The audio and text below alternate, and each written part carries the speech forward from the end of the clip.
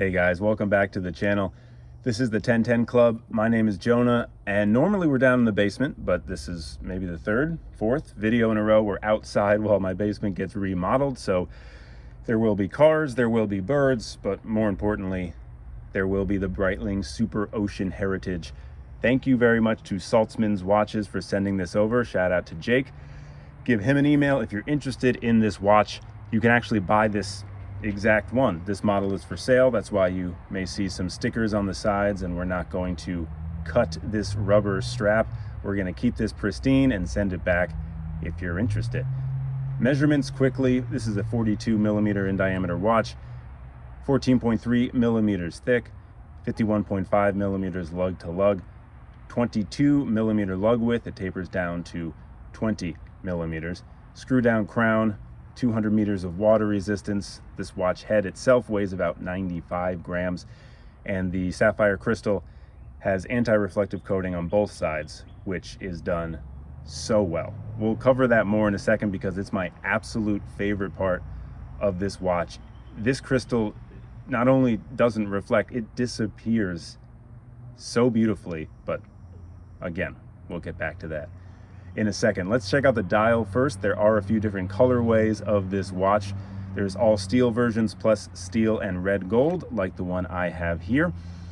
This blue version is very interesting. It's subtle with a soft kind of sunburst finish that you can see in certain lights, but also as you move this watch around, the color changes a lot from a paler blue to a darker, deeper blue. All of these blues though are kind of matte. Usually I have very kind of glossy dials. I'm very interested by this matte finish. Applied indices all around with this red gold. You can see the double marker at the 12, a very nice framed date window down at the 6. Hardly any numerals on this dial. There are small Arabic numerals. You have the 60 at the top, then 15, 30, and 45. And then other than the date and the water resistance, those are the only numbers on the whole watch. There's a big arrow hour hand, a sword minute hand, and a rather simple but very elegant non-loomed seconds hand. The bezel has a retro feel with only the markers and no numerals on it. Has a loomed triangle there at the 12.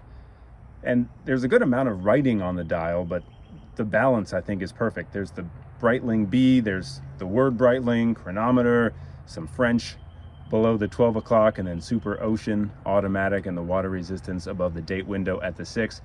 But even though it has all that text, I think the minimalism of the rest of the dial really balances it out well, so it doesn't feel crowded at all and lets you really stare at that dial for longer and longer. The case shape is interesting too, or kind of lack of case. There is no case beyond the dial, so it's just kind of a circle with the lugs sticking out, and that does make the watch feel maybe a bit longer than it would if it had more integration between the lugs and the case. Also probably because there's no integrated bracelet as well. It's a beautiful watch, retro design, that's kind of in the name with heritage. But let's get back to this crystal, because this is the main star, or lack of crystal, because this is the most non-reflective crystal I've ever handled in my life. It made me reconsider watches I thought were non-reflective, because not only do you not see reflections, this crystal just disappears. Almost every angle you can just watch it evaporate. You have to try to find the crystal, to find the reflections, and even when you do, it's a beautiful sight. So every angle is gorgeous, but then when you tilt it back, you can watch it just vanish into thin air. It's like a ghost. I love doing it. I'll do it over and over again. So here's how this watch fits on my 7¼ inch wrist.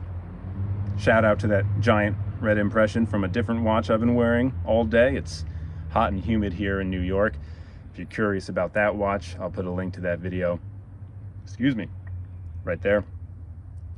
I think this watch fits me really well. Once again, this is from Saltzman's. You can actually buy this one. I'll put a link down to Jake's email in the description. So I can't really give you, one more time, a wearing experience. We're not going to cut this strap. We're not going to take these stickers off, but I think it looks pretty good on my wrist. This with the red gold lists for 6,500 USD on their website. The all steel with a mesh bracelet lists for 5,650. I'm not a watch collector who's in the market for a $6,000 diver, but I'm feeling very privileged to be able to handle this Breitling. And if you are in the market, once again, hit up Jake's at Saltzman's. But one more time, let's just look at this watch. My favorite part about the non-reflective crystal is the way that it pairs so beautifully with the super reflective bezel insert. This ceramic bezel insert is glossy. It's almost flashy, especially when you pair it with that red gold. But you compare or contrast that bezel insert with the lack of crystal and this kind of softness of the blue color of the dial. It's a perfect marriage. They balance each other out so well, and it just makes for such a visually stimulating watch that even though I am not going to own this watch, I cannot stop looking at it, moving it around in all of these angles. Just a beauty to behold. So thank you for hanging out with me today. It's a pleasure as always. A subscription down below really does help. Once again, thanks to Saltzman's Watches for lending this in. I'll talk to you next time.